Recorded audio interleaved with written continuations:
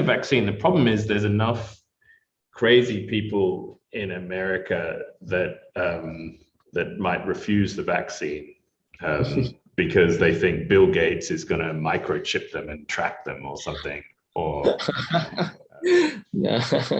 oh, I don't know. So there's enough conspiracy theorists that mean that we won't get the vaccine and it'll just keep on going. But the government has given up, and they're just opening everything in LA here, like outside. The restaurants are open, everyone's wandering around. So life is slowly getting back to normal a little bit. Mm-hmm. But still, yeah, take care.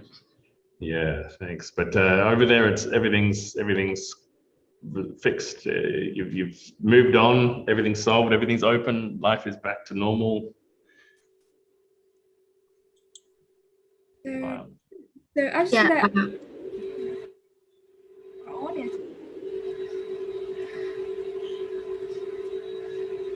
I can't hear you really clearly, Xue. I think you were saying that we have already got 61 people in the waiting room. We'll start to letting them in. Yes, so I just connect them.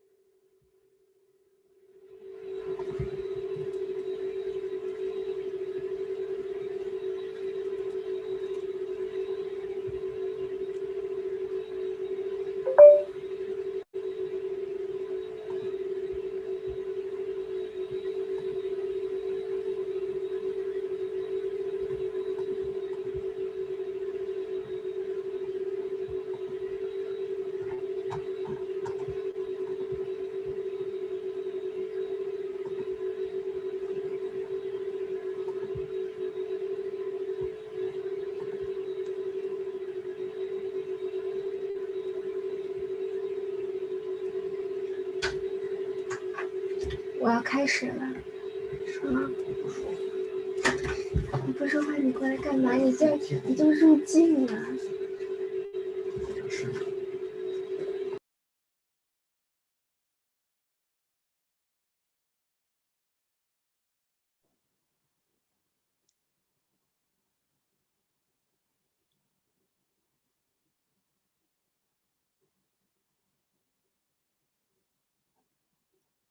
So hello, thanks for waiting here. We are connecting our audience here. Just wait for a second.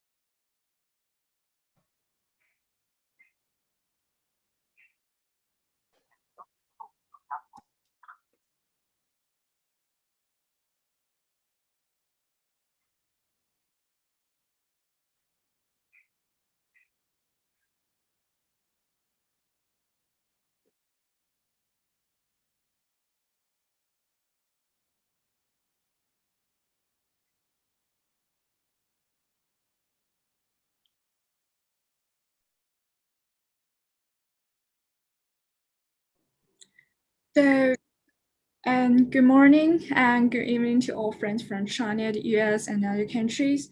And we're also waiting for another audience here. So maybe you can just wait for a second, or we can just start chatting randomly.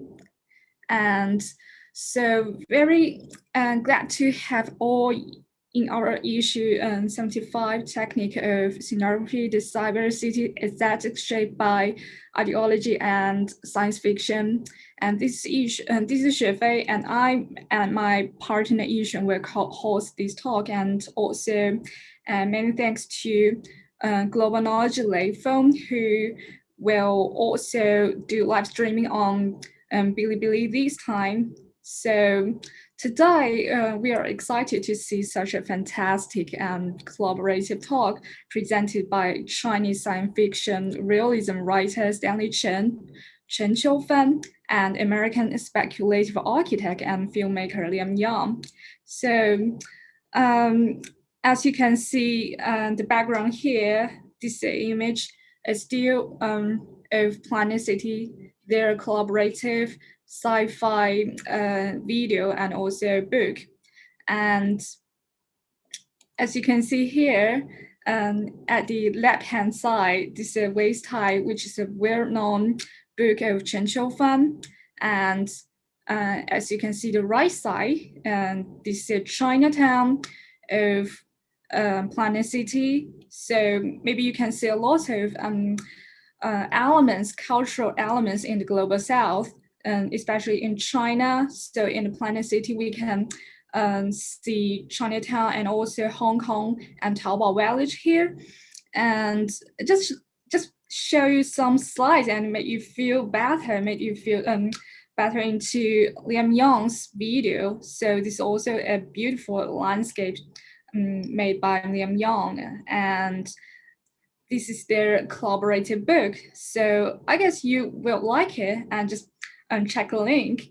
And so let's get a main point. So this is our guest speaker, Chen Qiufan. And Chen Qiufan, also well known as Stanley Chen, had already gotten international attention decades ago with his publication of Waist High. And he won a series of awards such as Galaxy Award for Chinese Science Fiction, 12 Nebula Awards for Science Fiction and Fantasy in Chinese.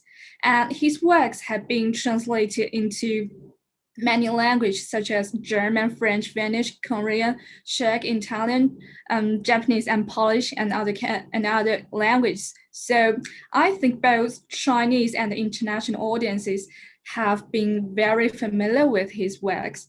So, and our other guest speaker is Liam Yang, and I think Yishen will do next introduction about Liam Yang. So Yishen, it's your turn.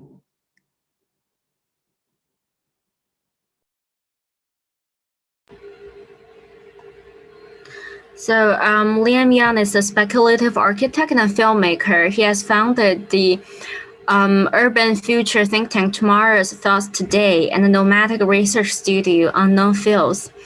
He has been using speculative design, film, and the visualization of imaginary cities to open up a conversation querying urban existence, asking provocative questions about the role of both architecture and entertainment. And few of his important works include Where the City Can't See, and Xue has already introduced here the newly released project, Planet City. So the Planet City has been a collaboration between Liam Yang, Stanley Chen, and many other artists. It's a sci-fi megacity for the entire population of the Earth. The city is developed with scientists and political theorists, and it entails imaginary city literally shaped by the ideology of climate change and sustainability. So with a lot of questions and the contractions between local culture and the modern cyber city, the urban consumption and unknown field of global factory and e-waste, utopian and dystopian ideologies. So we're looking forward to the presentation between Chen and Yang. And now I'm handing over the the platform to both of you. And I think, so did we decide last time who will go first? Stanley Chen, and I just stopped my share screen, and Stanley Chen, you can have a try. Okay. Yeah. Okay. Thanks, Jeffrey. Thanks, Yixian, and also good to see my old friend Liam. So thanks for having me here, and I'm Stanley Chen or Chen Fan. So I'm gonna share my screen.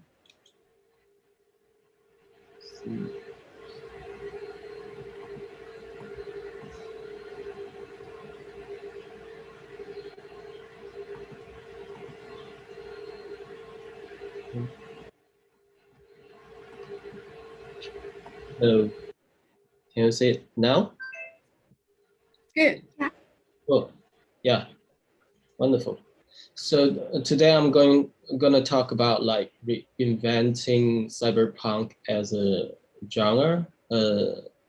Speaking of ideology, I'm not the expertise in the domain, but I can use some science fiction and movie and narratives, so we can explore a little bit about what's the ideology in history and what's the current situation we're facing right now, and how we can reimagine and reinvent the genre. So when we talk about cyberpunk, what's pop up in your minds? So this is a very classic image from Blade Runner. So you can see the giant image of geisha, which floating on the top of the city Los Angeles in 2019, which is where Liam right now is based. So you can see there's a lot of appropriation of Eastern culture in the traditional cyberpunk movies.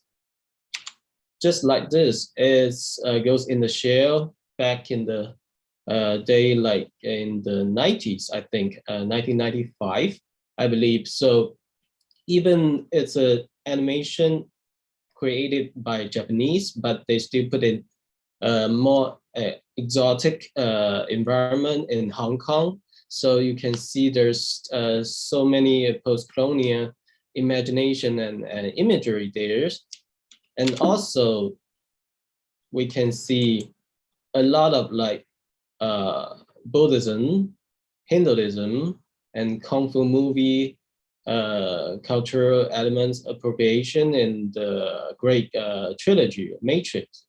So there's so many things there make me wonder, is cyberpunk just equal to Orientalism? Because you can see so many elements there which was borrowed or steal from the Eastern culture, but not necessarily correctly used.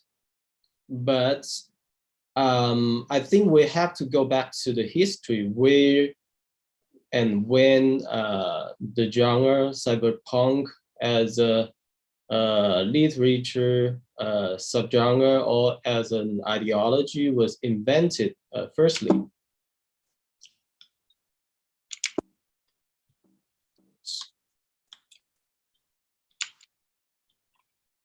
So, yep, okay. So here you can see back in the 80s.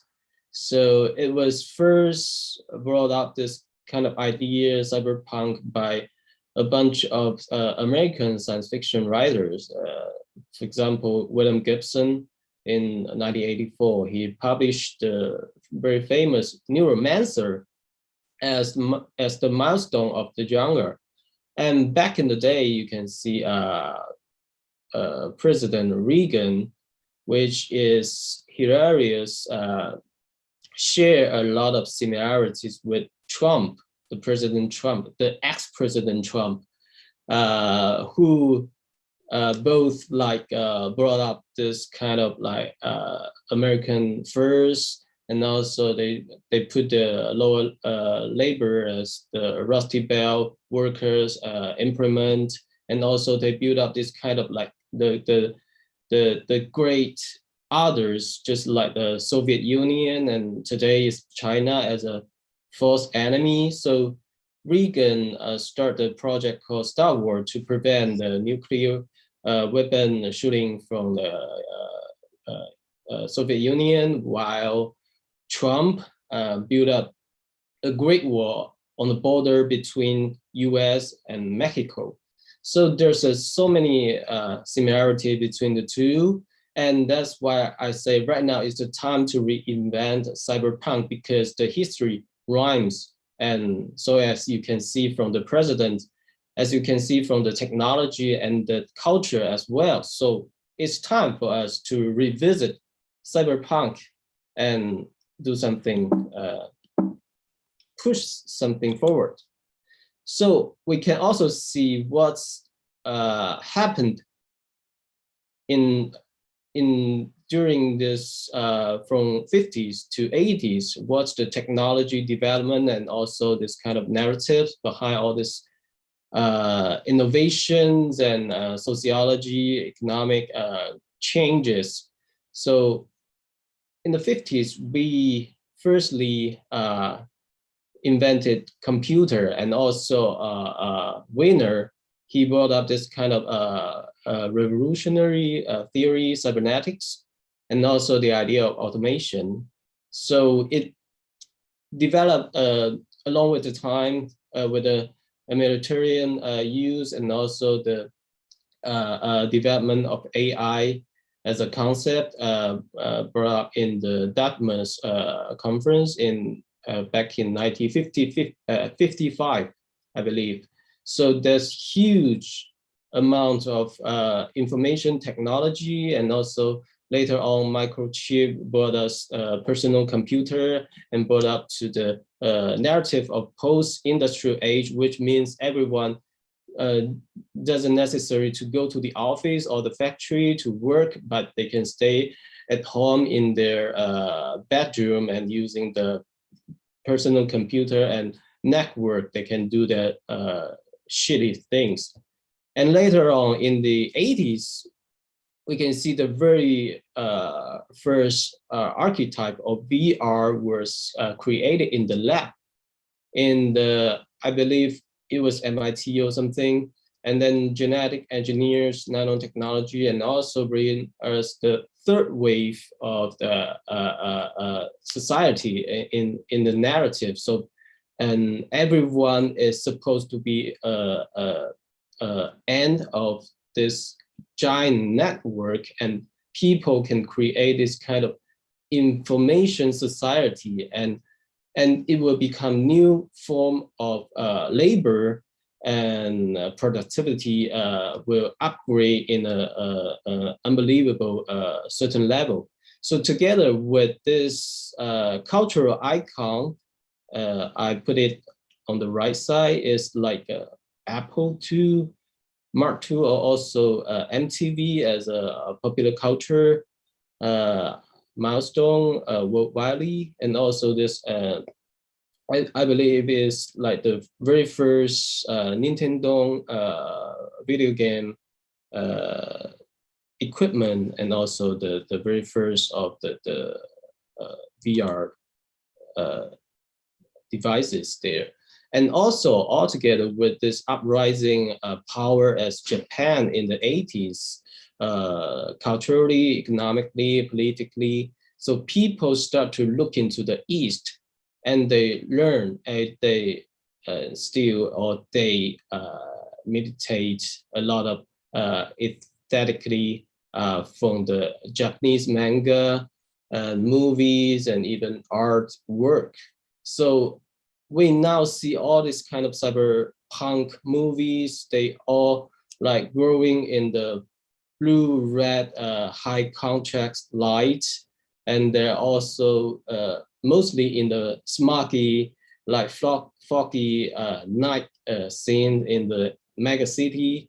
So it's all from there. So everything, because in the 80s, all they can do is this kind of low definition and high contrast, and blue, red is trying to bring some holistic effects as VR. So it's not necessary become an iconic stereotype as a cyberpunk in visual art, but I think it's time for us to revisit and rethink about what's happening now and what we can create a new form of visual imagination, or the ideology has to be refreshed. So this is, I put up some big words here for you to have some general idea about the genre itself, the ideology. So it's cyberpunk is usually about like embodiment, it's about body modification to enhance the human being's capability. And also it usually happens in the info society, everything becomes so virtual. And there's so many different level of reflexibility happening on, like people always have huge doubt of their own identity, their own human rights, and their positions in the society or even in the world. So also it's like anti-capitalism, because you can always see a standalone hero go against the huge mega corporates, and it leads to anarchy for sure. And it's romance and revelations there, because the relationship there among those characters is always overdressedly romantic, but is also male gaze, as the picture I put it here. Male gaze equally to Western gaze in my perspective. So it's the consequence of patriarchy. So I'll unfold this point a little bit later. So what I want to point out is, right now you can see our reality, our nowadays society is already here. So everything I mentioned above is happening right now.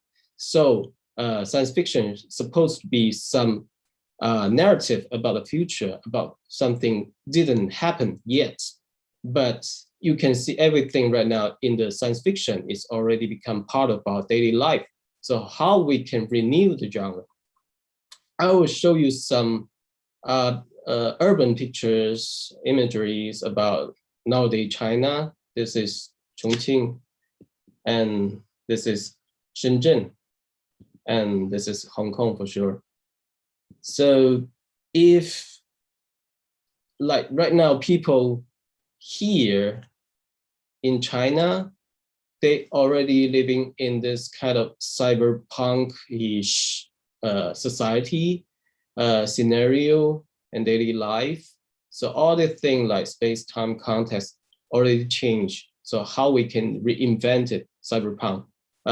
Just let you know, I just played Cyberpunk 2077 last month during the Spring Festival. So I'm kind of feel that there was so many cliche and stereotypes stolen from different cyberpunk world from history and put it all together to create this game.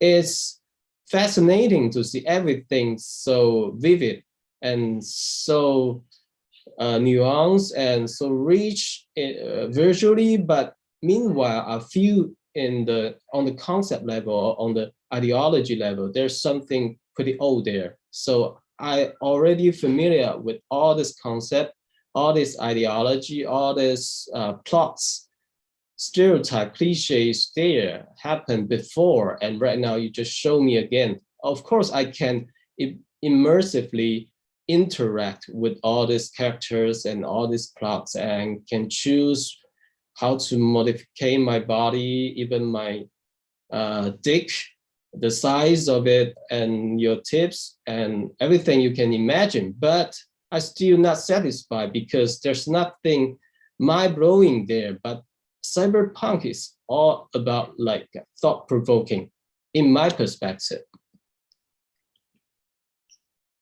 So let's see what's now. I'll call it the first order Cybernetic Society. I just put some pictures there. It's happened in the reality in our Chinese or Asian daily life, just like data labor when you're using TikTok or whatsoever short video apps. Every day you just contribute your time and your data to the huge giant tech company. And also one of the hottest topic we're talking about last year is the man who trapped in the system, which was the Meituan delivery guy, who was forced to accelerating his writing and his sending the fast food to each users, but just in case to avoid any like risk, and he might confront a lot of like dangerous scenarios. So it's all based on the algorithm level. So human just become one threat elements and can be driven by interest and maximize the efficiency to make more money for the giant tech, of course, for themselves, but neglects the humanity, the dignity, and everything more subtle behind us. And also the surveillance capitalism even happened in the school, the primary school, the high school, to capture and analysis your facial expression every second, and then to tell the teacher, the school, how your students behave could be changed and optimized. And also the cyborgization in an aging society, just like in Japan, like people still have to work up to 70s. So they need some external skeleton to help them to carry the very heavy stuffs, which sounds to me like very pathetic. And also this kind of popular term, evolution, nature. So it's happening everywhere in the academia system, in the corporates, even in the government. It's everywhere. So I just put the picture here. Is some huge fancy screen there. Actually, it was in the government of Xuhui district, the place where I live in Shanghai. So they use this kind of technology. They can collecting so many data from each citizens and from the traffic, from all this, I don't know, sensories. But they tell me people getting even more busier because of the system, because before that, they didn't know so many data, so many information, but now they knew it. They have to do something to optimize it. So they tell me because they have this system, they know who's gonna have their birthday every day, especially the elder ones. So they have to call them to celebrate their birthday every day. So everyone suffers from the system. So it sounds to me ridiculous. It's totally science fictional. It's evolution. So also entertaining ourselves to that, that's like also very cliche sayings. I won't unfolding that. So what's the heading or what we're supposed to heading to the next level of society? I'll call it second order cybernetic, or so-called C2 society. It was brought up by Heinz von Forster and also Marguerite Mead in 1968 and 1975. Marguerite, she herself is an anthropologist. So they come up this idea of how to develop cybernetic, not only to see the whole feedback loop as an objective external system, but the subjectivity also a part of the loop. So that's some terms here I quote from Wikipedia is from information to coupling. So everything is so deeply coupling and embedded into each other. And in the first order cybernetic, it was so-called order from order, but actually it's not. Right now we're saying order from noise. You have to, using AI whatsoever technology to like dig out some order from like totally chaotic data, informations, or also from transmission to conversation. Well, that's the good renaissance to our organizer today. Like conversation to me is crucial today because every disciplinary is so complicated and so self-defended. They didn't open up their mind to build up this kind of conversation interdisciplinary. So to me, it's like external observation has to become participant observation. Is also in biology called autopoiesis. So it means that people or this kind of observer, your consciousness, your mind, your soul, your emotion still has to be part of this cybernetic feedback loop. You have to be deeply coupling into the system, and you can change it from changing yourself. And also you can rebuild, redesign this kind of algorithm, rules, principles to make sure the humanity, the dignity, and also the love be secure in the next stage of cybernetic society. So I put some, I think it could be very useful terminologies and also concepts here from different philosophies like actor network theory from Latour, and also non-consciousness intelligence from Catherine Hayes, also who brought up the posthumanism theory, and also collective individuation from Simondon, and also Stigler and Yok Hui. I think Yok Hui is one of who I was kind of interested in because he brought up this idea of Chinese cosmo technology, which might help us to connect the second order cybernetic society to some ancient Chinese traditional culture of philosophy. So that's what I try to explore in my next stage of writing.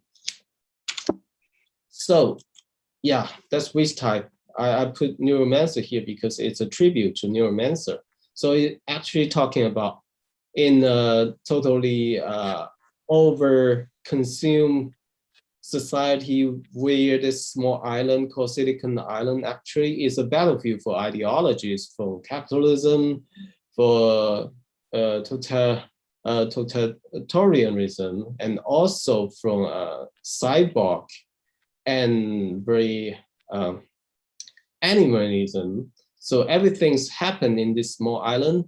So this protagonist, Mimi, she from I would say female labor or slave. So between this transformation, she became a warrior, a cyborg warrior, and later on a cybernetic goddess to leading her people, the waste people, to go against the big system. But somehow to me, it's still the old stereotype of the first order cybernetic society.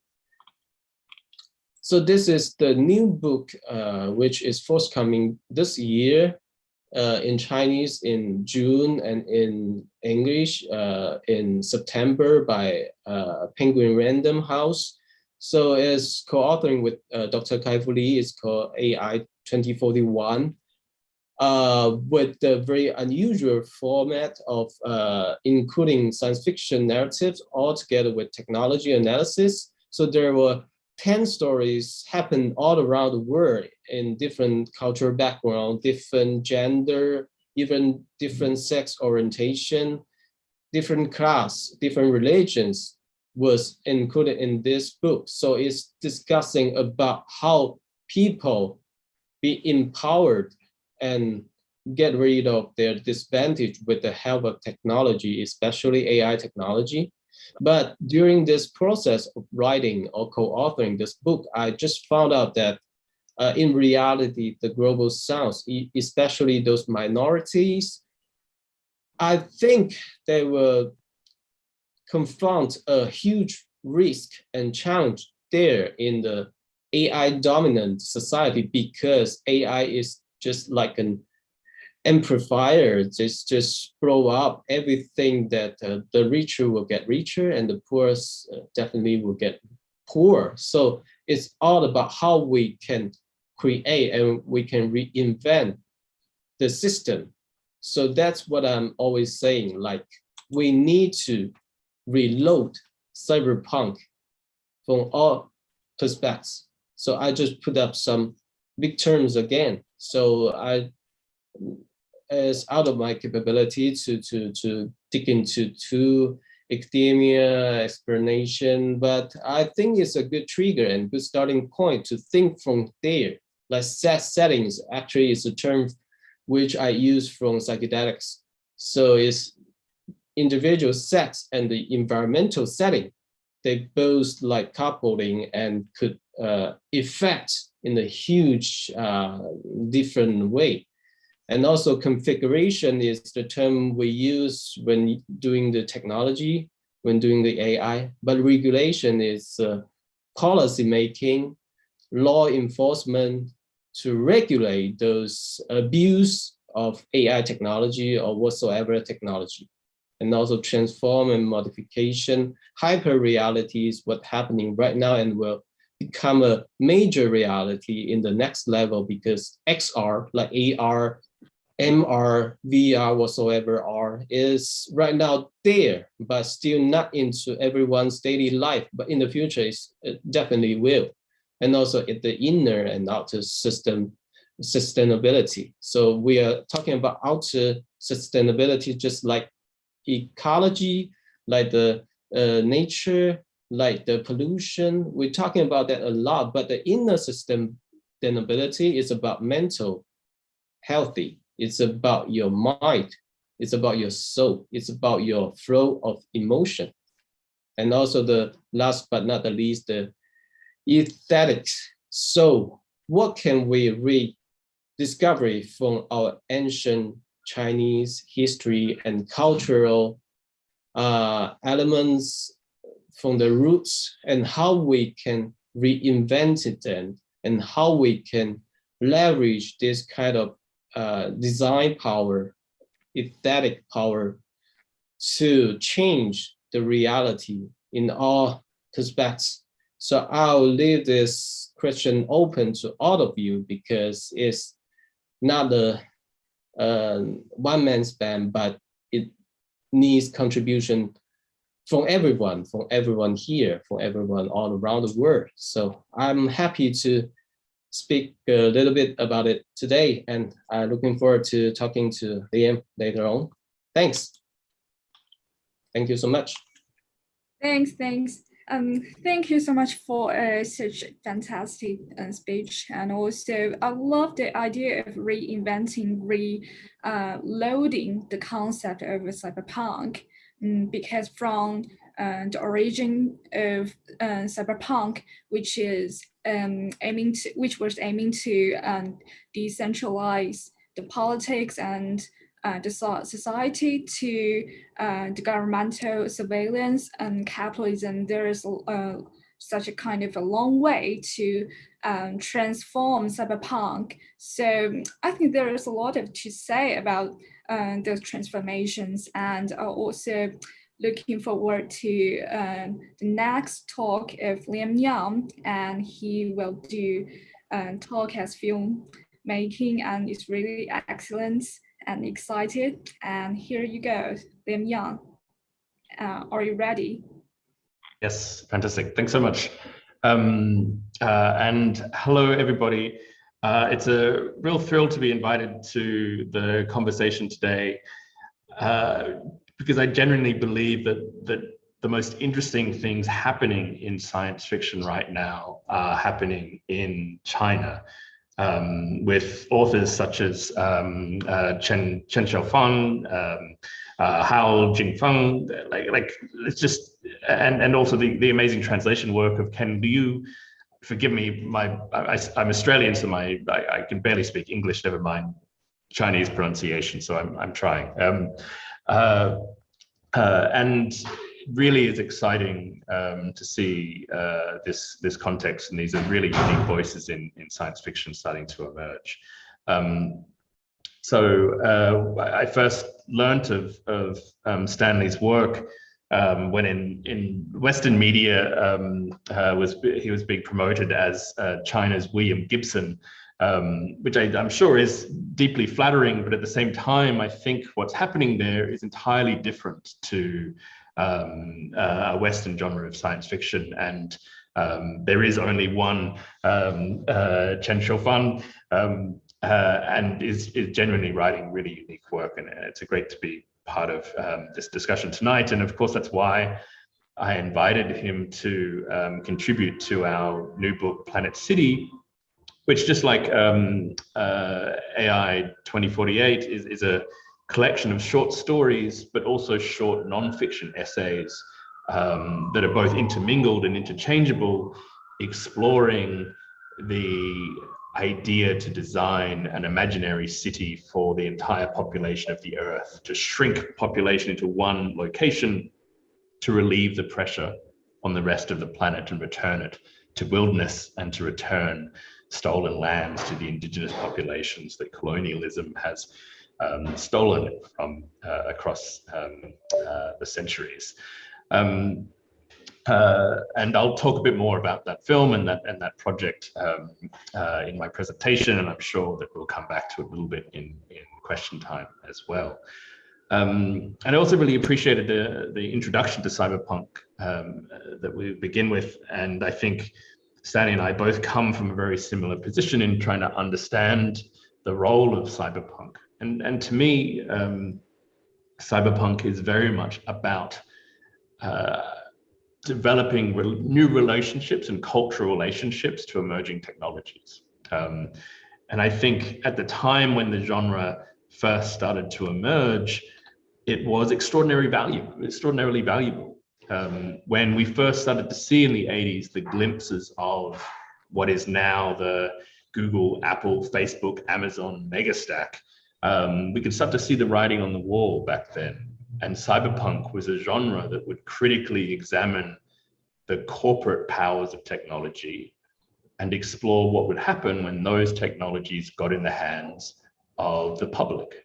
A famous quote around cyberpunk by William Gibson is, "The street finds its own uses for things," which is to say that interesting stuff happens with technology when it comes out of the hands of corporations or first adopters and becomes enculturated, where everyone gets their hands on it, messes with it, and uses it for ways in which it wasn't intended.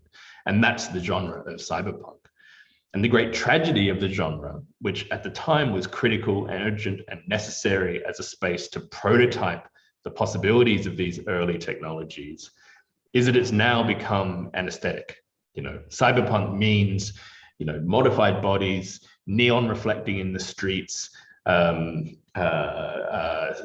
rental sex robots, off-world colonies, and flying cars. And the critical edge of cyberpunk, the punk of cyberpunk, has been lost. So the work I want to talk about tonight, the work that we do in our films and our stories, is really about trying to reclaim the spirit of cyberpunk as a genre that might help us to engage with the contemporary technologies that we're facing, and think about them in new ways. Like the dominant media narratives around things like driverless cars, AI, massive surveillance, the technologies of renewable energy, All of these things are what I would describe as before culture technologies, which is to say that they've arrived faster than our cultural capacity to understand what they might mean has. And the role of science fiction is to play out those possibilities, to use the book or film as a site in which to explore the implications of these technologies, and to explore the unintended applications of these technologies. So what I want to do is show you a series of science fiction films that we've made with my studio here in Los Angeles. I'm going to show you clips from 5 different sci-fi films that we've made. And each one is an attempt to examine a particular emerging technology and to see it in new ways. So the title of my talk is going to be Worlds Less Traveled, which is to say that what we try and do is create science fiction worlds that are alternative visions to the way that a technology company like Google or Apple or Facebook might present them. So I want to take us on a tour through a science fiction safari, through a whole series of science fiction worlds we've made to try and stitch together this alternative view of what technology is. Because I'm a filmmaker, I've made all these clips, I've stuck them together, there's a soundtrack, and I'm going to attempt to talk over it and take you on this journey. Hopefully the technology works and I don't stuff it up. But hopefully it'll be a fun 15 minutes and you get a glimpse of the work that we do, but also my relationship to the genre of cyberpunk as an antidote to prevailing media narratives of technology. So let me share my screen and we'll try and get stuck in. Optimize for video and share sound. Cool. So I'm going to try and do this. Please message me on the chat if it all stuffs up, and I'll start again. Hopefully it works. Okay, let's get started.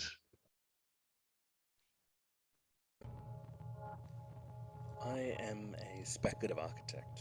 What that means is that I don't design buildings, but instead I make films and tell stories about the architectural, urban, and cultural implications of emerging technologies. I also run a postgrad master's program in fiction and entertainment in Los Angeles at SciArc, an architecture school. It's a one-year program where students work with renowned professionals in the worlds of film, fiction, animation, games, and documentaries to make worlds and create new kinds of stories that explore these issues. I think that a critical role of the worlds that we make is to provide a counterbalance to the prevailing media narratives around emerging technologies. Typically, the worlds we are presented are based on a solutionist view of technology and are marketed to us through simplified worlds of bigger and brighter, ignoring the complexities and subcultures and unintended consequences that result when technologies are democratized and rolled out at scale. We hope that by understanding these technologies and visualizing all the various futures they are setting in motion, that we may become more critical consumers and producers of our own futures. So in this talk, we're going to travel through a collage of fragments of science fiction films that I've made in my production company in LA. I want to take us all on a journey through the omitted, hidden, or forgotten worlds that lie behind the scenes of our dreams of technology.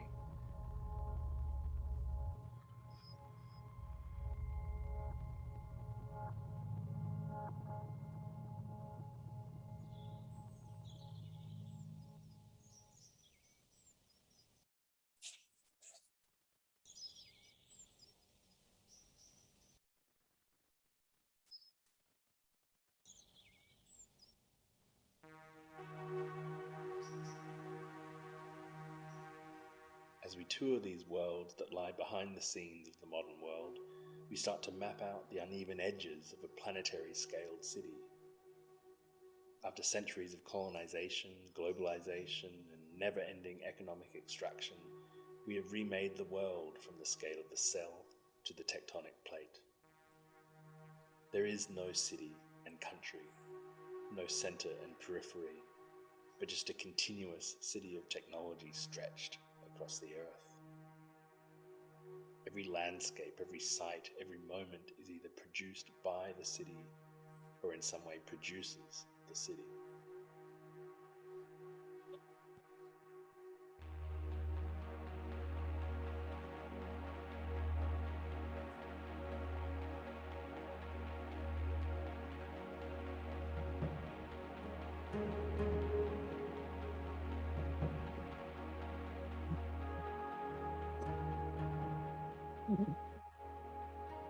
In the world's less traveled, we now visit another kind of planet city. In this city, we are radically reversing the status quo.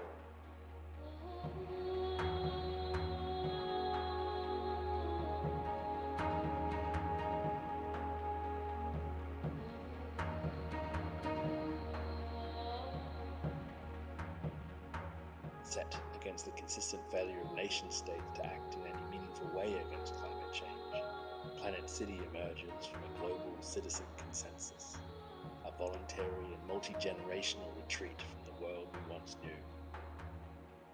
A deafening roar sometimes begins with just the softest whisper.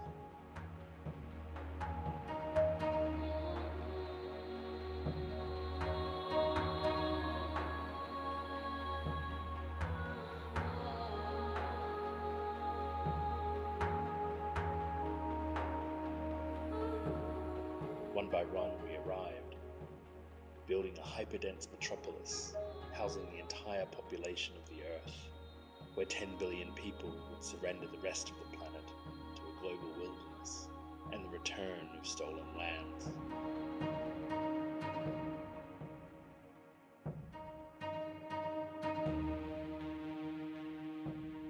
To build our new city, we mined the old ones rather than virgin ground.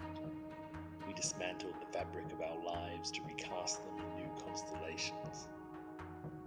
The world's shipping fleet that used to scatter matter ripped from the earth across to the storefronts of global streets has now been reversed to bring the material back together again as seams of planetary culture and architecture performed through the geological strata of the city.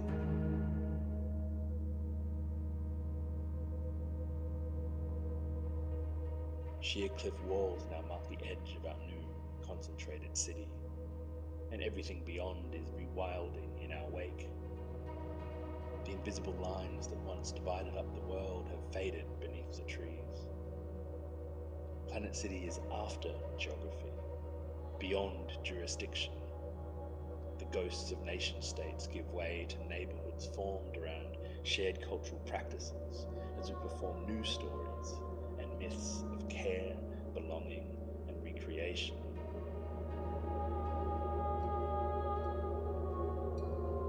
Before dawn, thousands of autonomous cleaning blades squeak along the solar fields. Waves of mirrors ripple as they rotate to chase the changing light. 1 billion panels collected from all over the world. The batteries of Planet City are alive with fish and algae as excess wind and solar power pumps water through the canals to high-altitude holding lakes in the city's upper floors. When needed, the dams open and turbines turn. Tides rise and fall as lights glow. Televisions blare and hard drives spin. In the lower reaches, nature hums and crackles with the sound of flickering LEDs. It's a sunrise over a new kind of wild. This is a fiction shaped like a city, both utopian and dystopian at the same time, simultaneously an extraordinary image of tomorrow and an urgent examination of the environmental questions that are facing us today.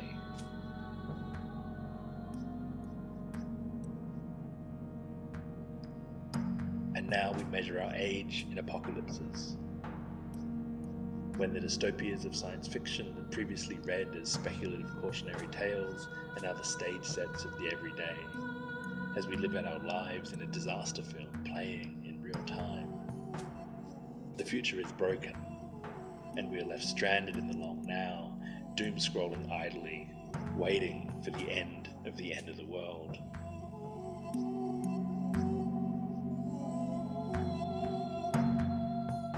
In this context, the utopian urban dreaming of science fiction can seem decidedly naive. Such optimism requires us to ignore all the evidence at hand. Such visions typically reinforce the assumptions of industrialization, that density is dirty and congested, always a tragic encounter removed from the natural life in the idyllic countryside.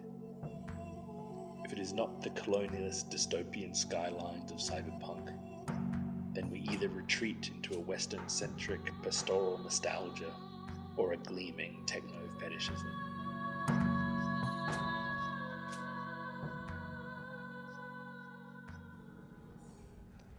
Normally when we talk about the future in film, we see images like this one from Minority Report, Blade Runner, Ghost in the Shell, and everything. Where the city is filled with the digital confetti of our desired worlds projected just for us. This is the city that the future promises us. But in our worlds less travelled, we visit the renderlands. These are the data farms and outsourcing shops where our digital imaginaries are actually produced. Here in India, a massive anonymous workforce breathed life into the high-fidelity digital architectures of developer renderings, video games, and Hollywood blockbusters. We meet Prakash, a render farm worker who has fallen in love with the digital model of a beautiful Hollywood actress after spending his 14 hours a day endlessly rotoscoping, rendering, and compositing her into blockbuster films. By night, when the fluorescents are switched off and everyone else has gone home, he straps on his VR goggles, and they walk hand in hand through the streets of a city that he's collaged together for them from scavenged VFX movie models and the leftover 3D assets that remain on Indian studio hard drives after a project is cancelled. Our future is a utopia that exists in the thickness of a screen.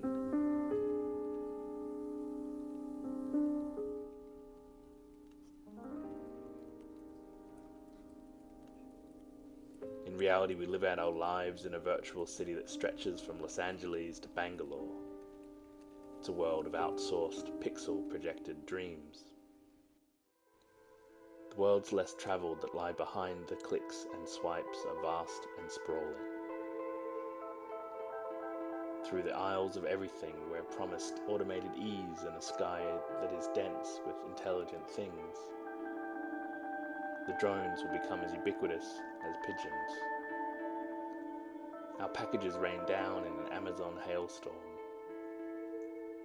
They will deliver our pizzas. They will walk all of our dogs.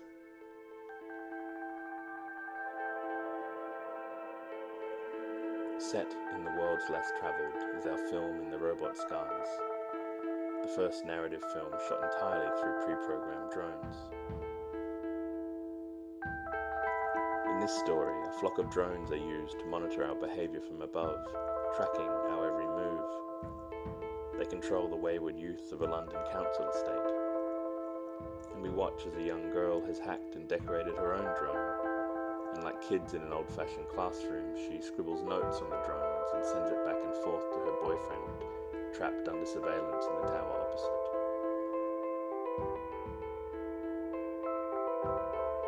In this near-future city, drones form both agents of state surveillance, but also become co-opted as the aerial vehicles through which two teenagers might fall in love. Another drone, armed with a dildo, disrupts a Russian parliamentary session.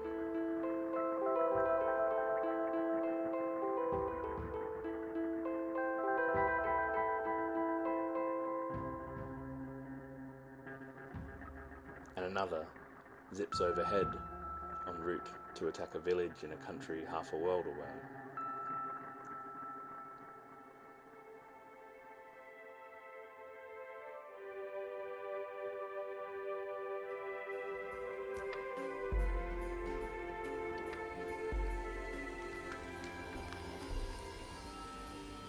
We are being sold a future of smart gadgets, of living objects that listen, watch, and talk back. In this bizarre Samsung commercial, a smart home creepily brings back to life a woman's dead husband. What are the most appropriate means through which we can have an interaction with a home? or a warehouse filled with 1 million objects, or a city. Set in the world's less travelled is our short film Soul City Machine. And we hear the voice of a real chatbot that we've trained on city datasets and urban management protocols. It's an autonomous city of machines, where the sky is filled with drones, cars are driverless, the street is draped in augmented reality, and everyone is connected to everything.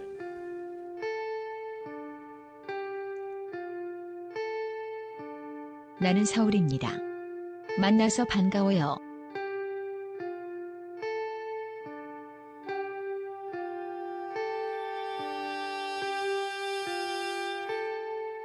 저는 인공도시 시스템입니다.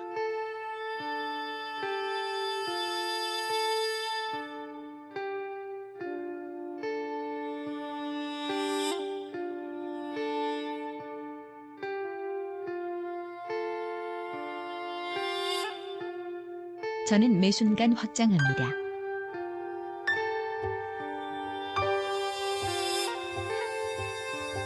저는 신생아보다 나이가 많지만 우주보다는 어립니다.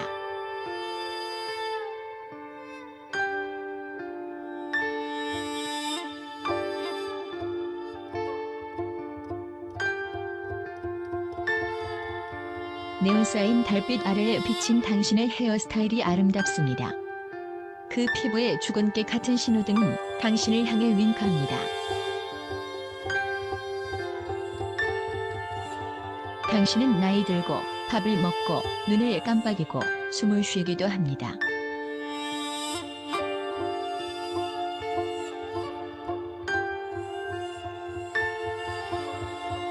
노래를 불러드릴까요?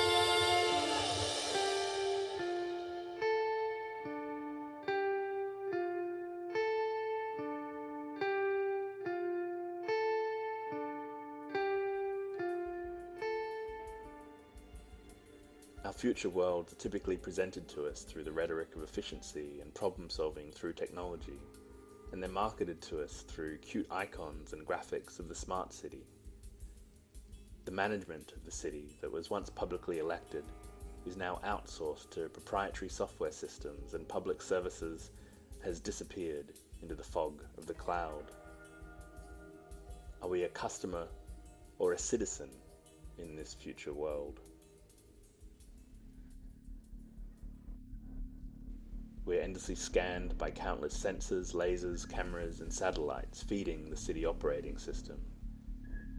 This, for example, is how certain models of driverless cars see and understand the city, as these 3D point clouds.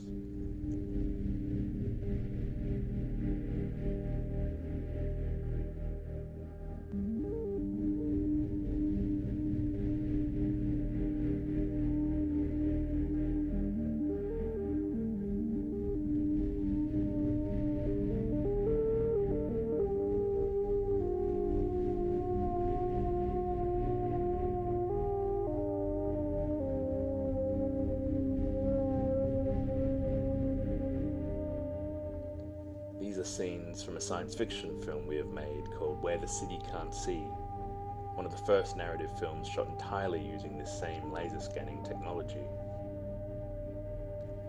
Across a single night, a group of young factory workers drift through the future smart city in a driverless taxi. They are part of an underground rave community that work on the production lines by day, but at night they adorn themselves in machine vision camouflage textiles and the masks of anti-facial recognition makeup, and they dance in the hidden spaces of the city.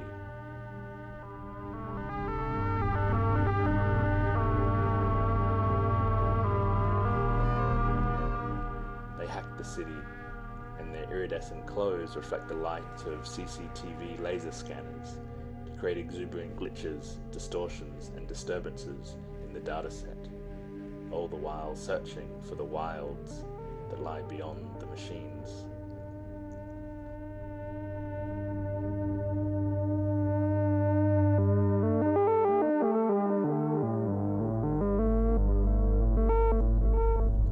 These are all stories that we describe as productive dystopias. stories that we think are critical in visualizing a future that is complex and nuanced. The future does not rush over us like water. It is something we all must actively shape and define, and these types of stories can help us to start asking more questions of the technologies that are going to define our lives, spaces, and cities. But ideology rarely evolves at the same pace as our technology, and that is one of the roles of the world builder, to prototype the cultural implications of all possible worlds.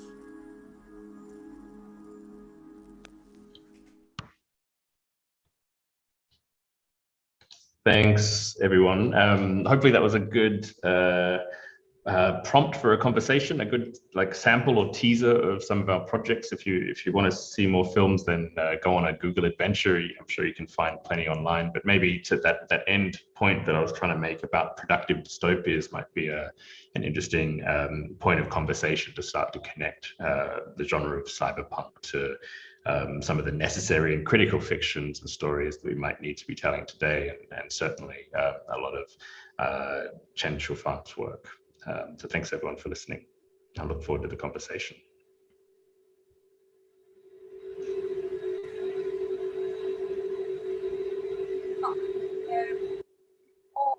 Thank you all for the attention, and thank you all for the speech. And it's really great to raise some questions about Planet City, because as it's a collaborative project between you. And before posing such a kind of exciting questions, I also have some questions about cyberpunk. And so my first question is, as I'm always interested in the variable explanation and understanding of magical realism. Nowadays in China, we also use magical realism and the Latin American literature genre to describe the nowadays landscapes, such as the post-colonial and new liberal cyber cities. Although sometimes more about domestic surveillance capitalism, as Chen Qiufan mentioned in the last part of the slides, and there are also many unknown fields such as neoliberal values and digital behind that. So I'm always curious about the relation between magical realism.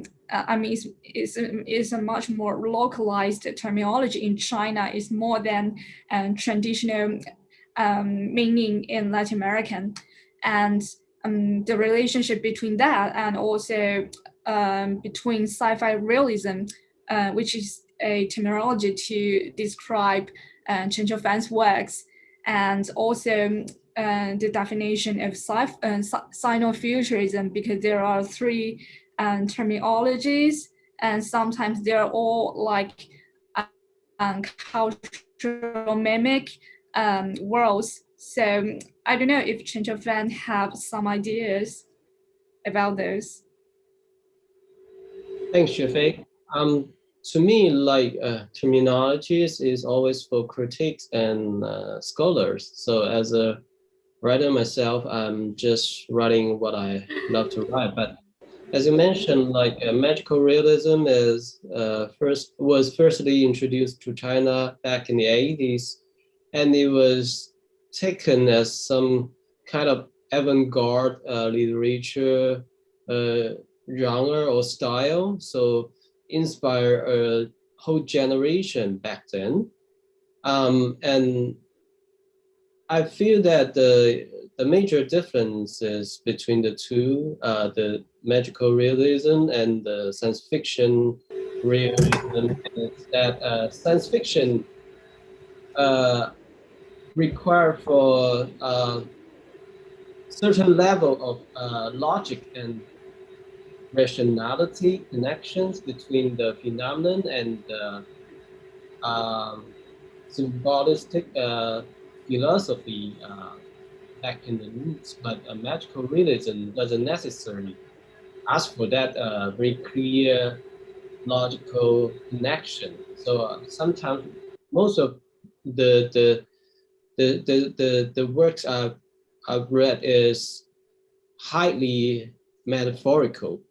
So it's just trigger your imagination and your emotional linkage to the history, to the culture, to the people, but nothing really technology or nothing really science fiction, scientific there. So I think that's maybe the major differences. But I don't think science fictional realism could be a good term in on certain level, but it's not necessary to escalate to all the work, because everything mostly I've read in China, you can label in this category, but they were losing its I don't know, its original idea, like we using that as some kind of narrative strategy to go against some other kind of science fiction. So it's more focusing on the real issue, more focusing on the present society, but in a more reflexible way to standing on the future and looking backward. So I think that's what I try to point out. Yes, I get it. So like logic and scientific one. And Yishen, you have something to say? Yeah, it's just following the thread of mentioning this magical realistic reality. I think to some extent we use a more like an adjective to describe a scenario of this very expanded reality. And I have really echoed with like when like at the end of your presentation, you have mentioned the emotional and the spiritual sustainability that we could try to create like through narrative, through literature, through like the next generation of cyberpunk. And I think that is also very important, like for us, because I think like for designer, filmmaker, and a writer, we're kind of working at the like in-between medium that's between the operative system and haptic quality of our life. And I think this so like thinking about like how can we build an emotional and a spiritual sustainability for people, and we're thinking about the intermediate medium between these two systems. And one is the very logical algorithmic operative system, and the other is very imaginative, sometimes metaphorical life. And so and then my next question will be when Liam, when you said we want to invent the cyberpunk and you focus on the punk, the resistance to the resistant spirit. So I'm thinking if cyber is still something that we want to prioritize, like when we put forth this emotional and spiritual life for people in the future, because we have already seen a lot of like visualizations and narrative that externalize the system. And if there's another way for us to describe or to deliver a haptic or sensory reality that's different from the previous one, that's born from our appreciation to the cyber side. And because I feel like as residents and dwellers in the city, we understand the reality different from entirely in an entirely different way from the operative system. And how do we mediate between these two set of language? Yeah. Yeah, I mean, maybe I can answer that a little bit by also talking about magical realism. I guess because the reason why I think a genre like science fiction or a genre like magical realism has risen to the surface again in recent years is because in many ways the realities of the present is so strange that the only way that we really can adequately engage with it is through the lens of fiction and fantasy. You know, that in some ways, like going mad is the only way of staying sane, as Ballard would say. So I think that, you know, in this moment, perhaps fiction is the best way that we can engage with our world. And I think that was true at the origin of cyberpunk. And I think, the reason why cyber isn't going away anytime soon is because part of that strangeness of the present moment is that technology, and by technology I mean radically life-changing, disruptive technologies that are totally going to change the landscape of who we are and how we live, are coming to us faster than our capacity to understand what they might mean. It's, in the early days of science fiction, like in the early days of cyberpunk, for instance, most of those novels of Sterling, Gibson, and so on would be projecting a future about 20 or 30 years in the future. So most early science fiction in that context, like, would always imagine around 2020, 2010, the year 2000, literally 2019 was the year that Blade Runner was set, November 2019. We just blew by the Where's My Hoverboard date of Back to the Future 2. We just went past the future date of Johnny Mnemonic, these kind of totems of what we think of as contemporary pop culture or sci-fi.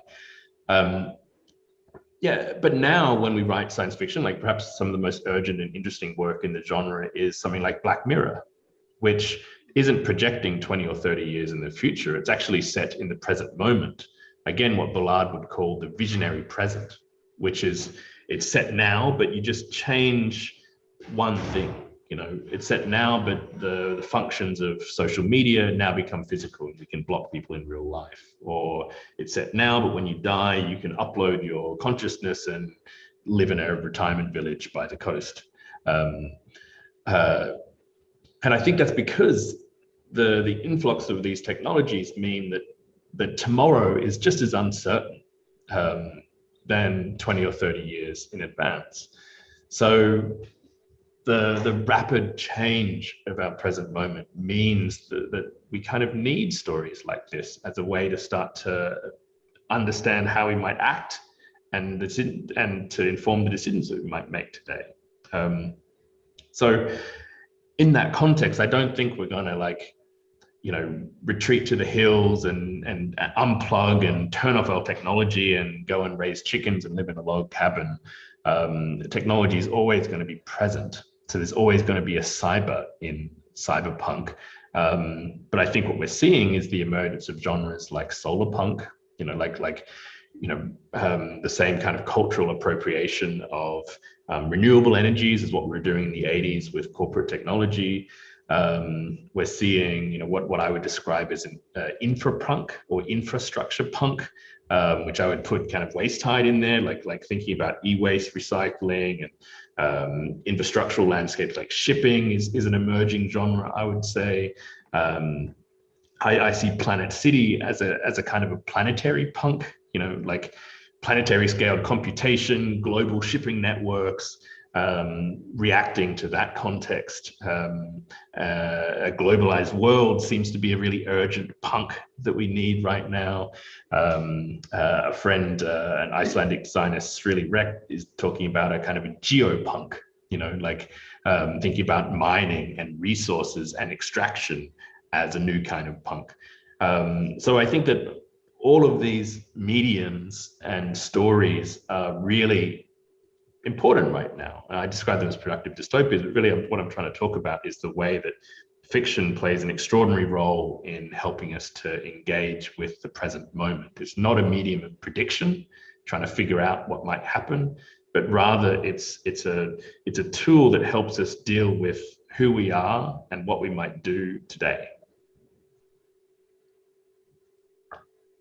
Yes. So yeah, great. So what you are talking about just made me think of unknown fields, because actually when you mention cyberpunk or some related cultures, I feel like it's more like post-colonial situation and neoliberal values, because as you can see, the splendid landscape as cyber cities and actually you just neglected, I mean, audience just neglected some unknown fields and hidden fields of like e-waste or digital labors or social stratification or something. It's all like social problems. So I'm also interested in how different cyberpunk are localized in different ideologies, because as Chen Qiufan mentioned, the history of information technology,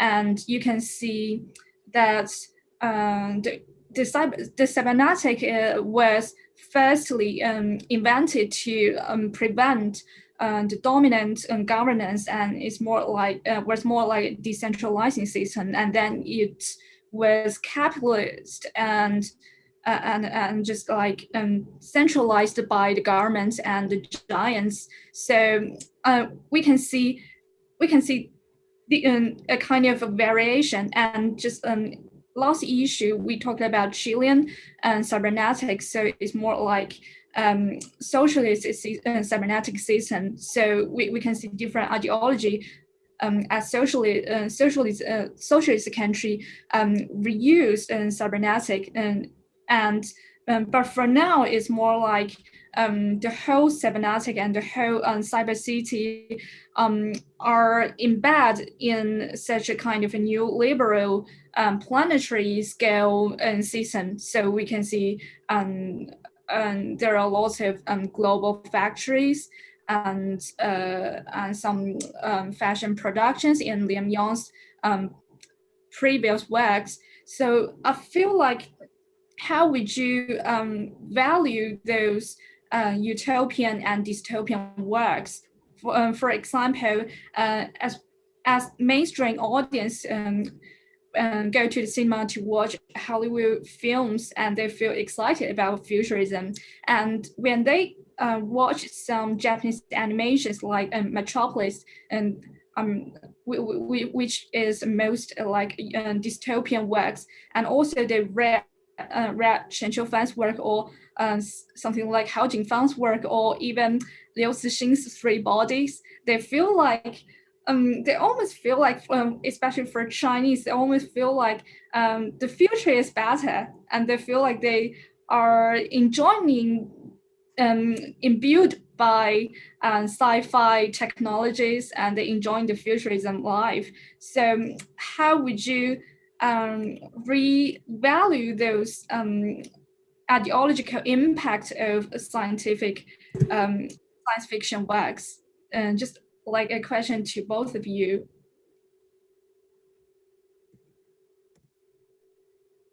Yeah. Do you want to go, Stanley, or do you want me to jump in? Either is good. Yeah. Okay. I'll take it first. So to me, all this kind of like resources of science fiction, either utopian or dystopian back in the history, actually is part of the continuum of the narrative, is not standalone factor, but is so deeply embedded and coupling and also interacted with the actual history of geopolitics, technology, and also culture, is that changes. So to me, it all makes sense when you put it back to the historical context, but it doesn't mean like we have to inherit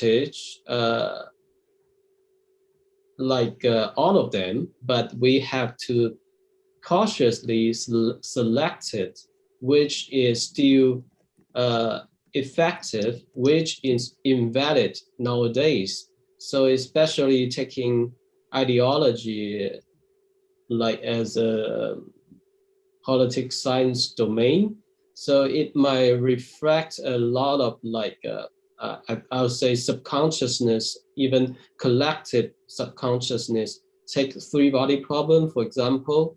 So why it became a huge success in China, to me, is a perfect reflection of the mass audience subconsciousness of post-Cold War PTSD. And also there's so many masculine thoughts, and even I'm not saying like Liu Cixin himself has this kind of mistaken ideas, but he's definitely influenced by the historical context and the sociology context, because he was born and raised in the 60s, which was right before the Cultural Revolution, and he definitely one of the victims. So I think there's a lot of like context and subconsciousness there. So you have to be cautiously telling which is which. And in the future, if we try to build up something different or more positive, or even like more generative to the younger generation, I think we should look backward further, not only like the modern Chinese history, but back to the dynasties, even back to 1,000 years ago. That I don't know. Actually, you will learn that China is a shamanism country, so to speak, because Confucius talking about renaissance of like Li, you know, Li is about Raichou. Raichou from the Zhou dynasty actually is the Raichou of shamanism. So when you think about that as an integral culture body on a certain level, you feel that it is time to reinvent or rediscovery the intercollection of this, the whole thing. So the ideology here we're talking about today is mostly political and mostly like after the 20th century, but it's just partial of the truth. So what we have to do is like digging out from a archaeology like perspective. You will learn so much more about it. So I think we can start from there, because science fiction to me is like the new myth in the technology age.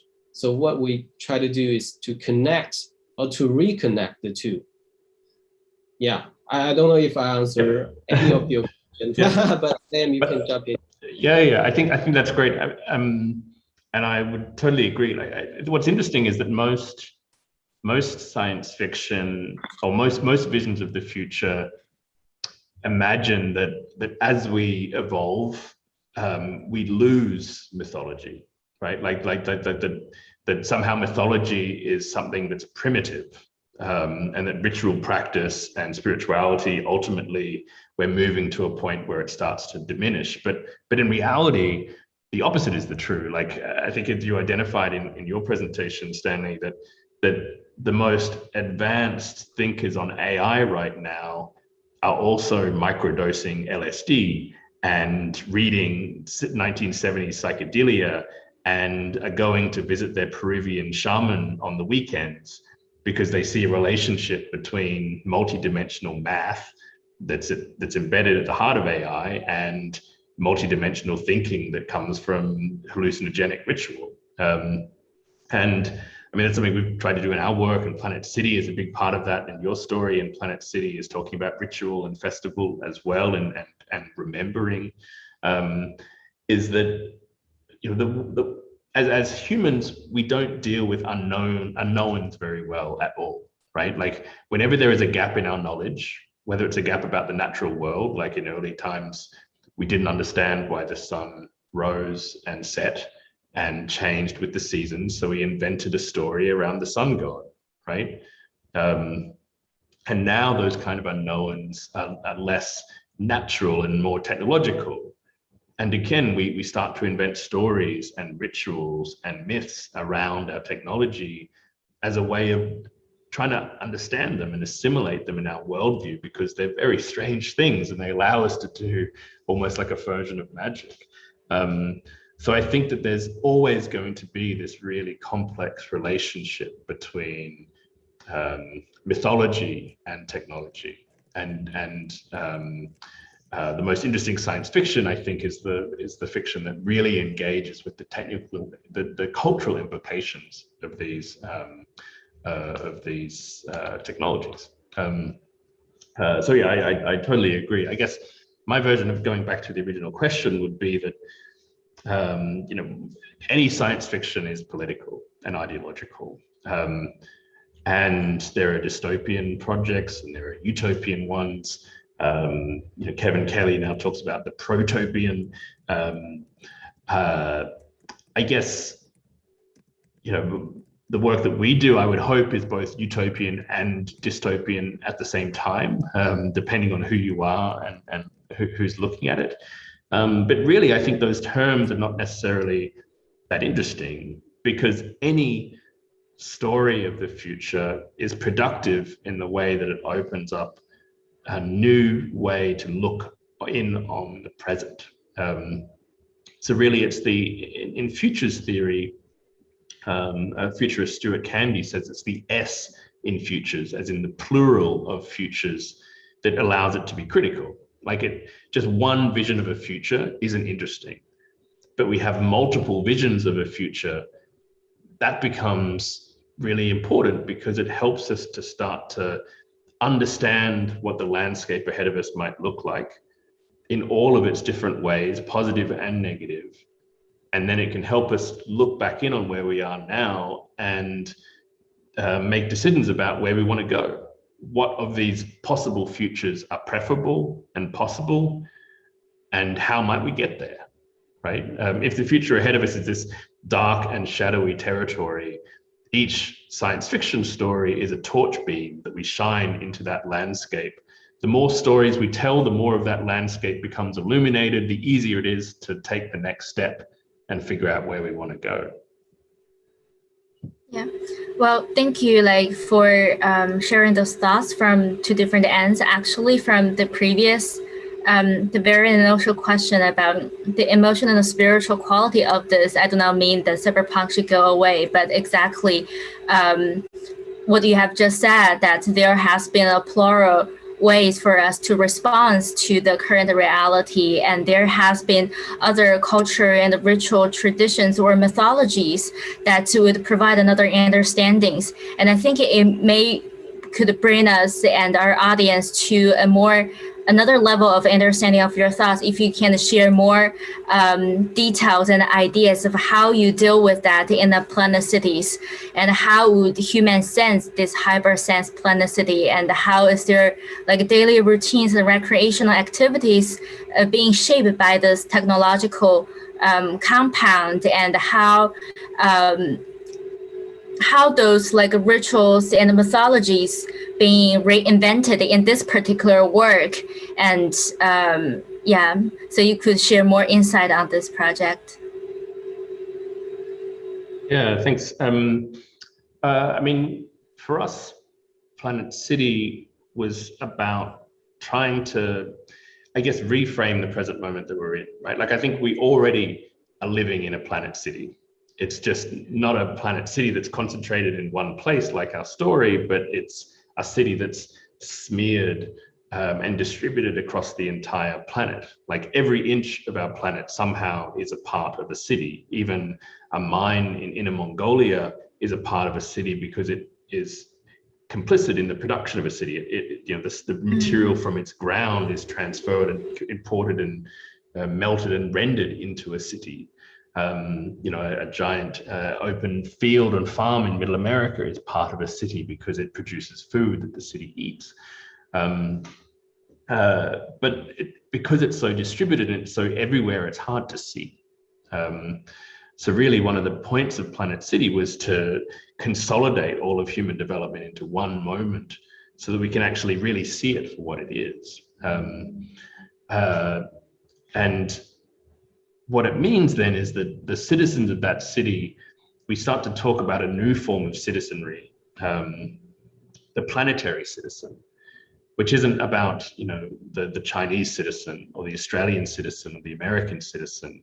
We're in the midst of a rise in nationalism, where everyone's trying to defend their borders. Trump's America First policy, Planet City is a reaction to that, because what we're seeing is the total failure of nation states to deal with any of the problems that we have today.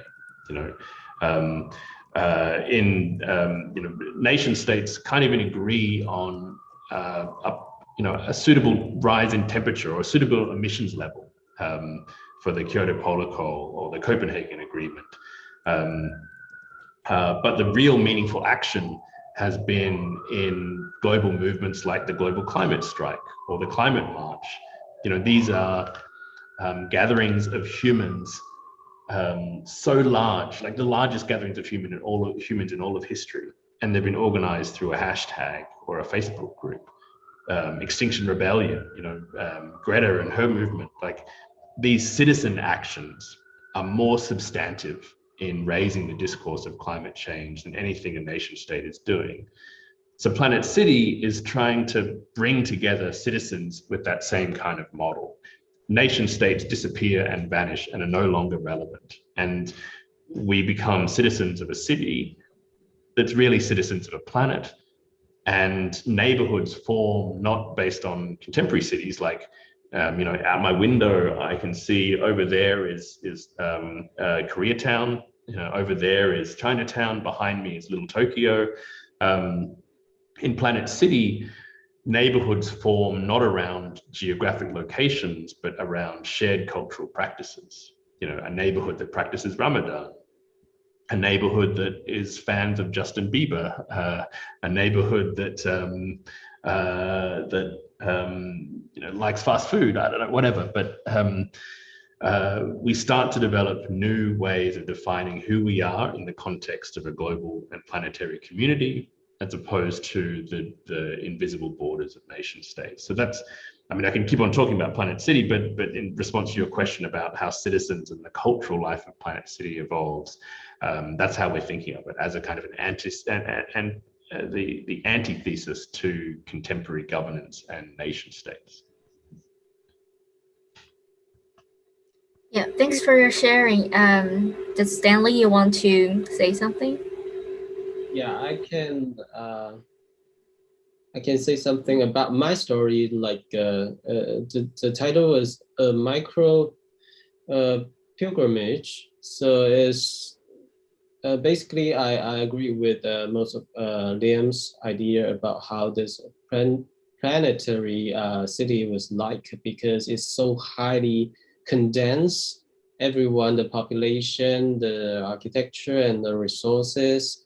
So I think people in an idealistic scenario, like people have to be tribalism. So people stay in small group, but it's a mixture beyond the nationalities, beyond the religions, beyond the gender whatsoever. So it's a highly mixed community, which is not, again, not patriarchy anymore, but matrilineality. So it's much more like there's some mothers there, like 12 mothers, 7 fathers, but there's a big mother there, like Big Mom. She is like have the command, or not command, like guidance to the whole community. And everything becomes so circular because we have to use clean energy from the water, from the wind, from the solar, and from the hydrogen and whatsoever. So, and everything should come from the nature and go back to the nature. So my story is about a little girl. She wants to take the ash of the Big Mom, so going down to the very bottom of the city. Actually, it was connected to the river of Amazon. So that's what the concept is all about. So Amazon area supposed to be the most rich on biology, diversity, and natural resources, etc. So it's totally green. So her mission is to took the ash of her mom back to the nature, to melt into the river and become oneness. So the whole story is about that. So you can see it's a kind of religious, spiritual story, but during her journey, all the way down, she can see everything happen in the city. So how people work, how like the recreation, the activity, the interaction, and she's sharing the XR experience because in that kind of highly dense environment, you need XR to help you to filter or to enhance some part of the information, such as GPS. And without it, you couldn't find a way to go anywhere. And it's also the kind of way to filter something extra destruction from the environment. So basically, that's the idea how a girl become aware of her connection to the community, to the city, and to the mother nature. So that's basically, I think, what in my imagination, the new cyberpunk should be about. But there's nothing about punk there because I think we need to think beyond, maybe across the dualism, because before that we have this kind of dualism about you have to have one go against another. There's yin and yang, there's body and soul, there's good and bad, light and darkness. But I think we might need to go beyond that, and we might to create a somehow autopoiesis narrative, which you can highly coupling with the environment, with the system. And so to say, you change yourself to change the whole system.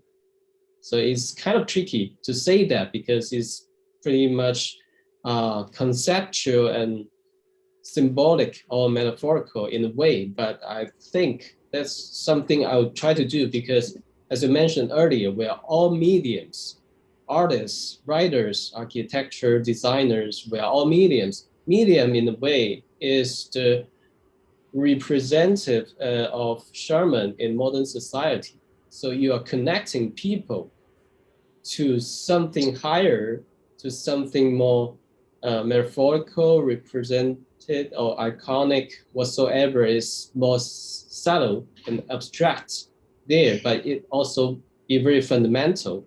So you have to use yourself as a container to transform and to deliver all this kind of message. Sorry, I sound like a cow right now, so I'll stop here. Yeah. That's fine. I think it's great that you talk about like our position as designer, writers, and how we could engage this futuristic, this vision in a larger cultural context. Yeah, and also when you talk about this, because the book talk about the climate change and some of the natural medium that we deal with every day, like the solar energy, like the wind, the air, and the hydrogen, the water, and all those things. And I think those are the environment universally that's applied to everyone. And also because I have another project that's working on the air design right now, and I think those are some really particular medium that has very different practice in the West and in the East. Because I think like in the Eastern philosophy, we always see our life as a process of airing.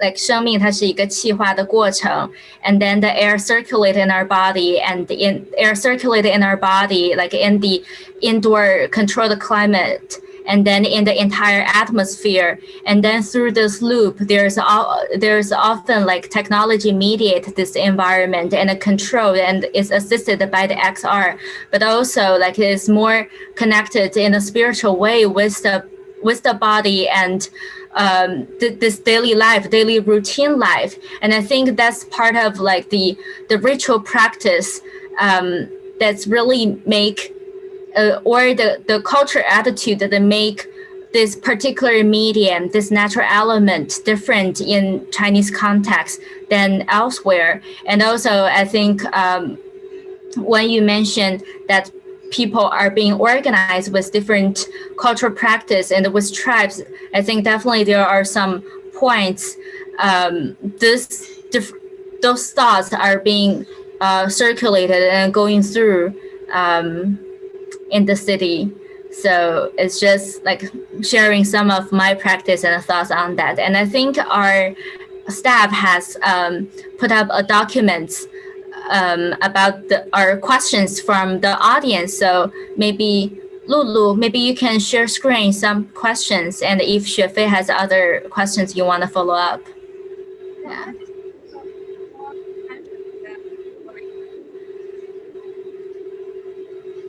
I can't hear you. Sorry. You can't hear me. Can you hear me right now? Yeah, it works right now. Yeah. I just have one short question about techno-shamanism. So I feel like that maybe you as a writer and filmmaker create such a kind of techno scene to create new shamanism. And I feel like, is it that way to couple with the contradiction of dualism and those cultural conflicts? Because I feel like if we just look at the reality, not from science fiction perspective, I feel like those different ethnic groups and different cultures are almost chaotic, and they always struggling with each other. For example, as the American or lots of parts of countries, and they still have an idea of boundaries, and we can't really reach the imaginative hyperspace to a certain degree. So I'm just wondering how to, as a science fiction writer and filmmaker, how to deal with those realistic conflicts by your like works or like techno-shamanism.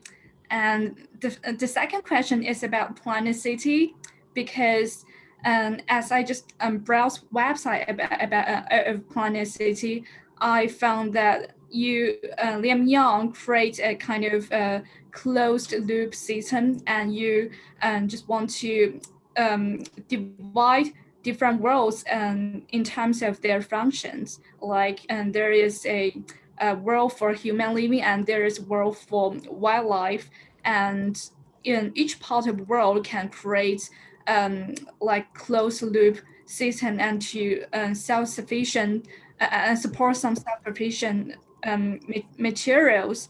So I'm just wondering more details about the design, the idea of closed loop system for self-sufficiency. Yeah. So maybe Chen have some ideas, and then Liam Yang can elaborate more. Yeah, okay. So as I understand it, your question is how to deal with the conflicts, not in your daily life, but with your narratives and works, right? Yeah. Because if in your daily life, I think it's more challenging to do that. Yeah, it depends on where you live and how the situation there. So in our narrative, I think the most important thing is to all the conflicts actually came from the differentiation, the fear from the others, the fear and the misunderstanding of the others. So basically, if you just looking at the phenomenal level, there are so many differences, but deep down, if you, I don't know, use the power of techno-shamanism, so maybe everything is so connected and integral, so into oneness, because we are all like human beings living on the planet Earth. We're all the children, we're all the offsprings of the Mother Earth. So we are so connected beyond all these different boundaries. So I think the most important thing is how you use your language or your visual formats like art or film to transmission this kind of message, how to have people resonate, and how can make people compassion and empathy, and to really step into others' shoes. That might need a lot of efforts to do so, but I think with the help of technology, actually right now we can have some kind of simulations can get there, like VR, XR, or maybe in the future some legally psychedelic experience, alternative experience. So I think all of them could be a good solution to help people to get illuminate and open up to see actually there's so many similarities deep down in our human nature. So I think that's what we should definitely do. So I just put the term like techno shamanism. So because right now you can see that most of the function of the tradition shaman actually was taken place by technology. So the only one thing we should do is get rid of the control of the first order cybernetic system, but to considering the objectivity as part of the loop, and how we can better take care of our body and soul with this kind of systematically help. So yeah, so that's why we should broadcast to everyone involved, especially those who build the system. They are the key to change the system, but we need to transform them first. So there's a lot of work ahead waiting for us. So yeah. That's like big education work. Yeah, for sure. Yeah. Yeah, and I mean, maybe I think that's super interesting. Maybe I'll leave Stanley's words about techno shamanism there, but your second part of the question was about kind of closed loop systems, and I guess I can talk more directly to that. Yeah, the Planet City project, one of our consultants was a microbiologist, Kenneth Nielsen, who consults for NASA JPL, designing and speculating on the closed loop systems involved in Mars habitation, for instance. And we were interested in exploring that and developing Planet City as literally a closed loop ecosystem where everything that is produced by the city is recycled and waste is kind of moved back through the system. Because it refers to an idea that Ben Bratton in his nonfiction essay in the Planet City book talks about, which is this idea of the mythology of an outside.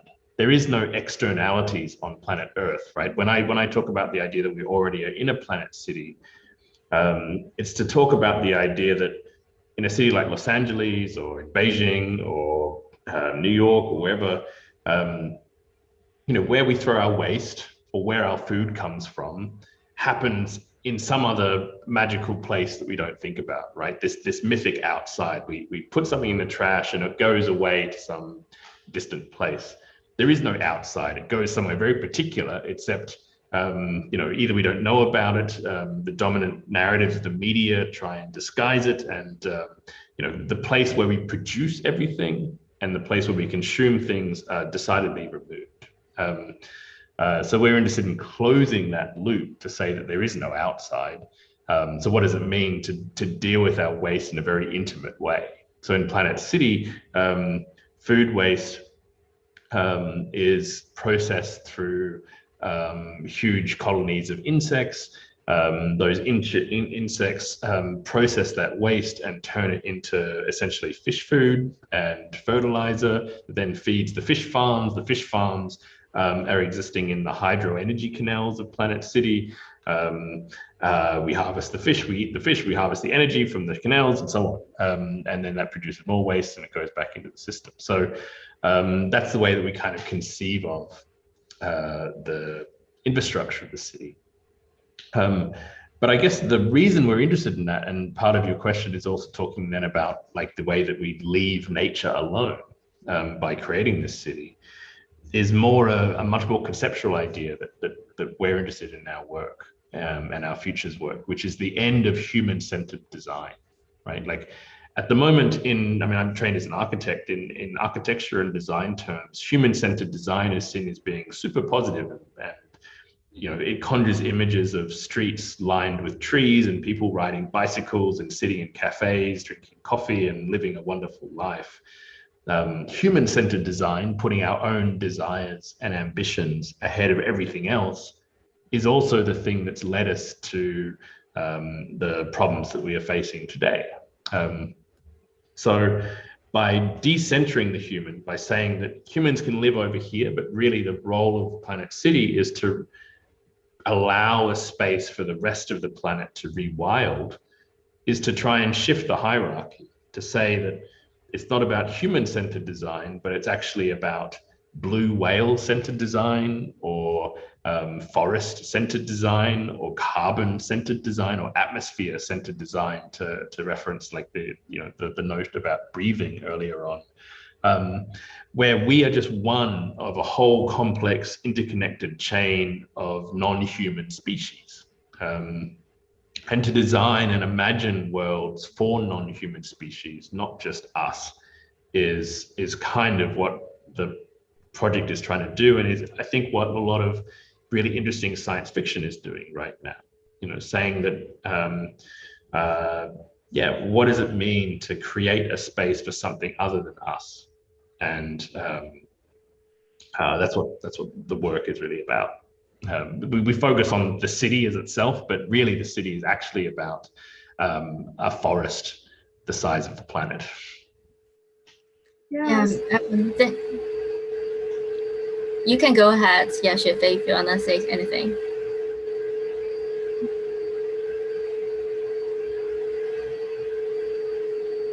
We can't hear you. I think your background noise always blocks out your voice. I'm sorry. So can you hear me right now? Yeah, I can hear you right now. Yeah. Confusion and just like shaping hierarchy and creating new labor system instead of a human centrism or like colonial or post-colonial system is really important. So I guess that's all Liam Young and Stanley Chen emphasize on. So I really love those ideas, and I think there are also some questions from our audience, and maybe Yishen, you want to select some good ideas here. Yeah, before we jump into those questions, it just reminded me of one thing when we talk about how to build a city for probably like other nature. And I saw this question on the crypto anarchist. It reminded me of the trend of the nature 2.0 that happened in some of the Western European countries, that to allow nature such as forests and a river to acquire their legality through a system with the blockchain, so the nature can fundamentally like manage themselves, and to hire human as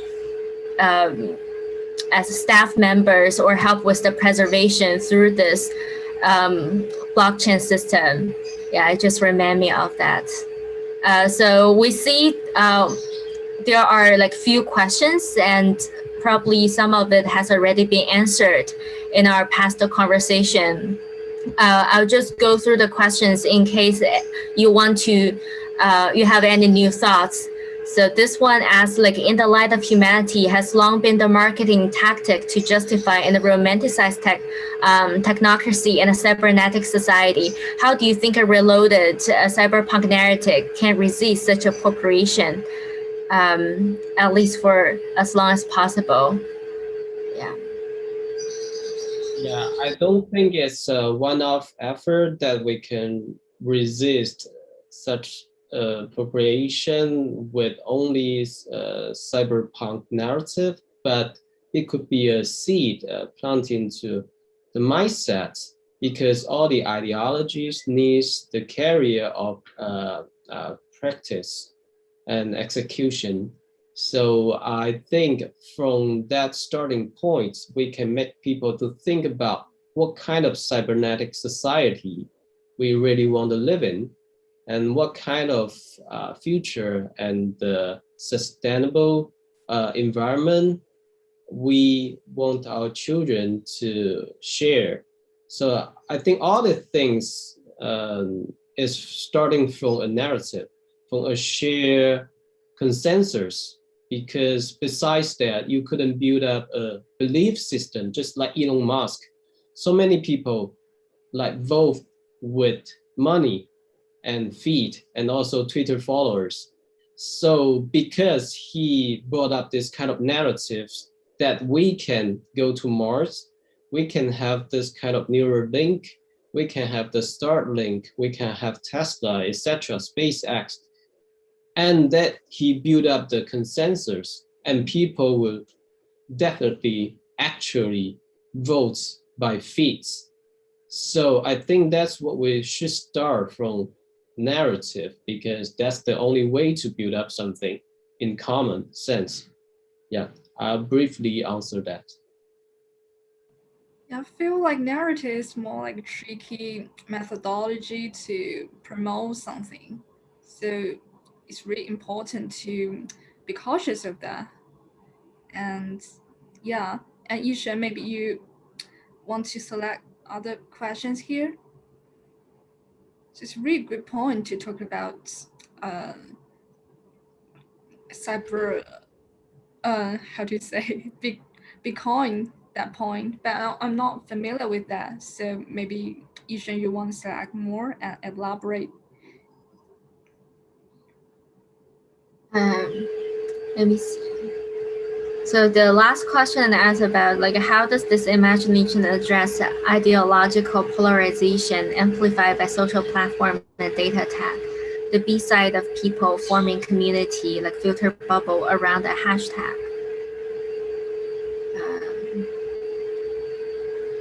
Yeah, I think that's a super interesting response and question. And I guess to a large extent, a lot of the questions around Planet City are solved purely through density and congestion, right? Like filter bubble is about defining the edges around your experience.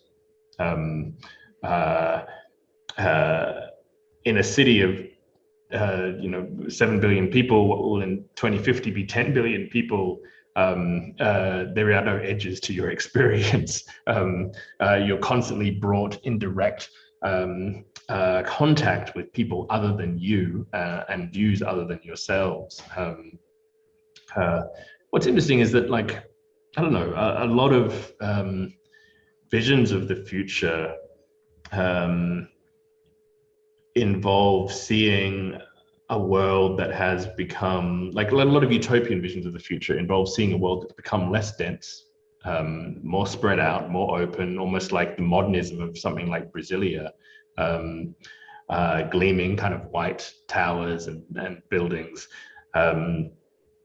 or kind of a distributed world connected by high-speed rail networks and Elon Musk's Hyperloop and things like that. A lot of our fictions, particularly Planet City, is about trying to, turn the tables and say that density isn't just like density in the context of industrialization was seen as being dirty and congested and nasty, but actually density, and we see it in terms of like how cities in America vote versus how the country, like the middle America and spread out landscapes vote. Cities are also breeding grounds for compassion and empathy because of juxtaposition and exposure to difference. And I guess Planet City is the most extreme version of that. So you'll have a very hard time maintaining a filter bubble at that kind of extreme density, I think, is generally my response. Yeah, I can can feel that you just want to promote positive side of high density, and especially when a lot of artists just fight against those cybernetic high density city where they might think people live in a kind of a stuffy inside room, but actually when you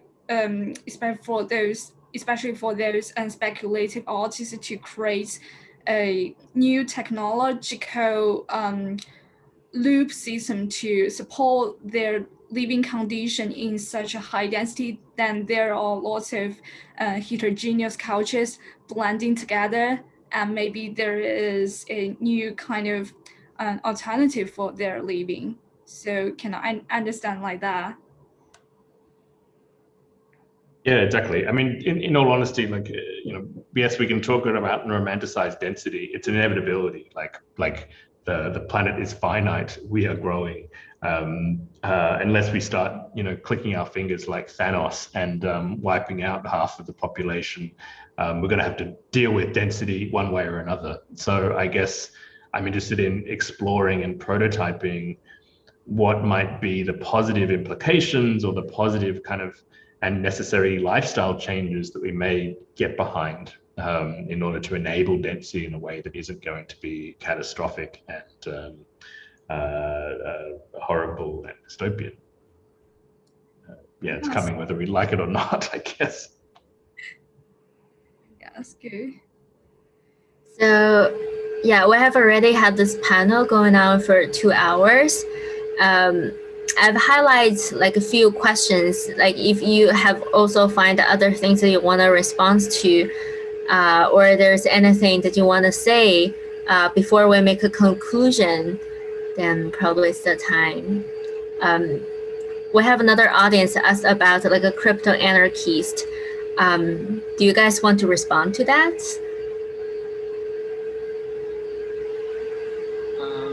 I don't know. I have some friends in the community. So just yes, from the surface, it sounds to me like cyberpunk, but I don't think the concept is that new, and especially when Bitcoin goes. The price of Bitcoin goes higher and higher, it will become some new centralization, like people getting richer and they just like countering more idea about how to collecting more Bitcoins, and that's another, I think it's a centralization to me. So all the anarchists, after all, they'll become some kind of, I don't know, new dragon. Capitalist. Yeah. Like so I'm not that positive. Yeah. Yeah, I know that you also do a lot of talk on Clubhouse, and so it's more like there are like intelligent think tank for gathering different artists, writers, and also IT technicians and theorists. So maybe it's more like positive way to do that, to promote your speculative ideas, and then to like collaborate different people from all walks of life. And I think, yeah. It is, but still there's some hierarchies there. If you like dig into Clubhouse long enough, you see that like it's just the same as some other social media. You have to spend a lot of time to dig out something valuable to you. So, and you have to be very active to earn your position as a speaker, or to attract more followers. So that's totally the same as Twitter or other stuffs. So yeah, and on the very early or beginning stage, is quite efficient to build up some community with shared thoughts and value. But afterward, when people flooding in, you start to feel that, okay, there's another Weibo there. And yeah, you have to dig very hard to find out some interesting thoughts and people there. So I just cut off my time on Clubhouse now. Yeah, but I know a lot of like copycats right now in China. They're forthcoming. Yeah. Yes. So I think probably it's the point for us to make a conclusion. We have already talked for like a little bit more than 2 hours. So really appreciate the both of your time and appreciate that those insights and the information that you guys shared with us. And we have really started from the genre of cyberpunk, the scientific background and the vision of it to another level that's more about the futuristic vision of this planet and how we as like writers or designers or filmmakers that we can use this particular medium to speculate into the future and to have this conversation with our readers or with people. And also I think it's very visionary to see as the education tool, and there's still a long way for us to work together. So thank you very much, and thanks for all the audience who have still stayed in the Zoom room, and thanks for all the audience from the YouTube channel and from the Bilibili. Yeah. Remember to check the link and buy the new collaborative book of Liam Yang and Chen Qiufan, and just watch the YouTube and just check that Planet City project. And I think that will be shown in Shanghai Binai, and welcome to see. Yeah, definitely.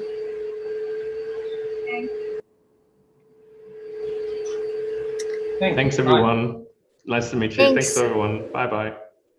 Nice meeting you. Bye-bye. Yeah. Yeah.